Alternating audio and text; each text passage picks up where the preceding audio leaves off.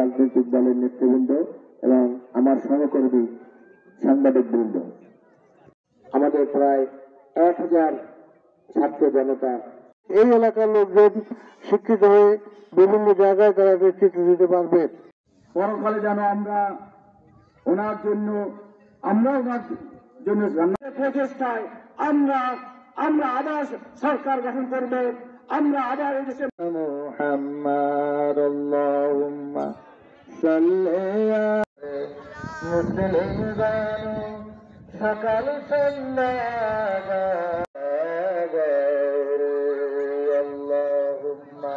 ربنا آتنا في الدنيا حسنة وفي الآخرة حسنة وآله سلام يا رسول الله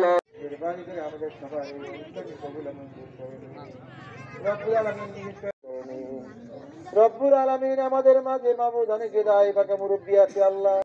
ربنا إننا سمعنا مناديا ينادي للإيمان أن آمنوا শোনো শোনো কবুল করো।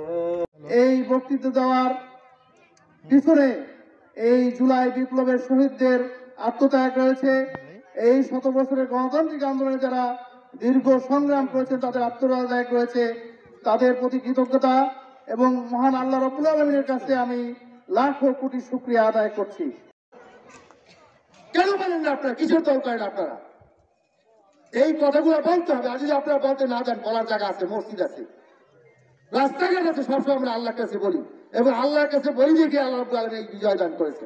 দরকার ছিল সরকারের কাছে আমি এই মঞ্চ থেকে দাবি করব, যারা এখনো বিনা চিকিৎসায় রয়েছে তাদের চিকিৎসা হয়েছে একটা অপচল, তাদেরকে চিকিৎসা সহ তাদের অনেক ক্ষতিপূরণ দেওয়া দরকার। হত্যাকাণ্ডের সাথে জড়িত অভিযোগে বিএনপি এবং জামায়াত ইসলামীর নেতৃবৃন্দের নামে মামলা দিয়ে গ্রেফতার এবং তাদের ফাঁসি দিয়ে এদেশে একটি ফ্যাসিবাদ কায়েমের কার্যক্রম আসলে সেই 2010-11 সাল থেকে শুরু হয়। তার রোগ মুক্ত কামনার জন্য আমি দোয়া প্রার্থনা করছি।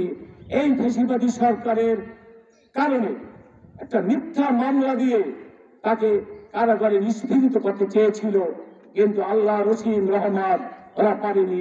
আজকে সে লন্ডনে চিকিৎসাধীন অবস্থায় আছে।